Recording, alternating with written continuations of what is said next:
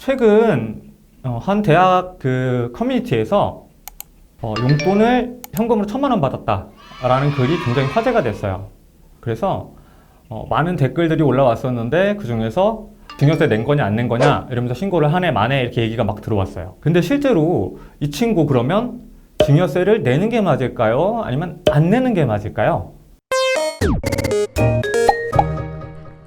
지난 시간에 직접세, 간접세 배웠는데 내가 돈을 받았어. 내가 이익을 봤어. 그러면 거기에 대해서 내는 세금은 직접세였죠. 그래서 증여세는 직접세에 속해요. 그리고 증여세의 특징 중 하나는 내가 뭐 노동을 하거나 내가 뭔가 노력을 해서 받는 게 아니라 그냥 무상으로, 공짜로 물려주는 거예요, 돈을. 살았을 때 주면 증여세, 돌아가시고 나서 주면 상속세가 되는 거예요. 근데 증여세는 아까도 말했다시피 무상으로 이전되는 거기 때문에 지금 옆에 보시는 세율과 같이 세율이 다른 세금에 비해서 엄청 높아요. 지금 30억 초과 구간을 보면 50%를 세금으로 뗀다고 되어 있죠. 거의 내 돈이라고 생각하면 정말 장난 아니죠. 반을 세금으로 떼가는 거니까. 생각해 봐야 될 지점이 대학을 보냈어요, 자녀를. 근데 자녀가 학자금을 다 내기 힘들잖아요. 그래서 부모가 여유가 있어서 학자금을 내줬어요. 그럼 보통 한 4년 동안 4천만 원 된단 말이에요. 그럼 이거를 증여로 보고 증여세를 그러면 내라고 해야 되느냐?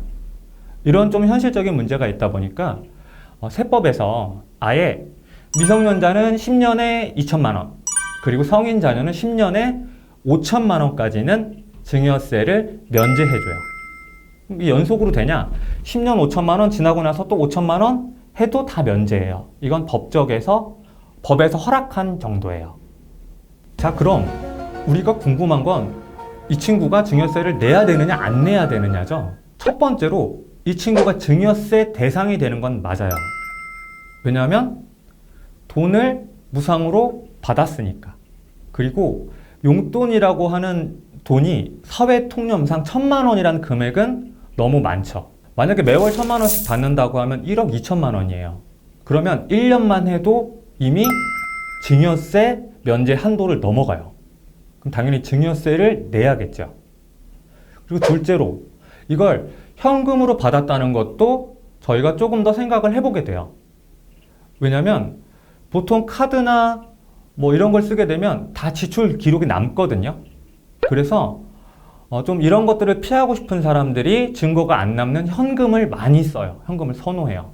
또 두 번째, 매월 1,000만 원 정도 용돈을 받았다면 반드시 등기 자산이 이전돼 있을 가능성이 높아요. 등기 자산이라는 건 내 이름으로 등록이 돼 있는 거예요. 예를 들어 집이나 땅 혹은 자동차 이런 것도 누구 소유인지 다 등록이 되잖아요. 그래서 이렇게 돼 있으면 이건 빼박이죠. 이 친구 이름으로 서울에 아파트가 있어요. 7억이야. 이 친구 너 나이 많아봐야 뭐 22살, 23살이겠죠? 근데 그러면 국세청에서 신고 들어갔으니까 조사를 나오죠. 그럼 물어볼 거예요. 너 7억짜리 아파트 있네? 근데 이거 너 23살인데 어떻게 샀어?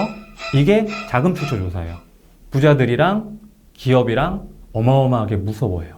이게 이루어졌다면 그럼 이 친구 부모에 대해서 또 조사가 들어가겠죠? 그럴 가능성이 굉장히 높아요. 그러면 또 이분들이 뭐 기업을 하고 있다거나 하면 법인 세무조사까지 들어가게 되고 집이 거의 이거 사진 짤방 하나 올렸다가 핵폭탄을 맞는 사태가 일어날 수도 있어요. 증여세를 내야 되느냐 안 내야 되느냐를 확정하기는 힘들어요. 근데 충분히 저희가 합리적으로 증여세를 낼 가능성이 높다라고 생각해 볼 수 있죠. 증여하고 증여세 잘 내면 돼요. 그런 문제 없어요. 오늘 여러분 세금 관련돼서 작은 얘기였지만 이런 것들에 관심 갖는 게 우리 여러분들이 부자가 되는 지름길입니다. 오늘도 화이팅!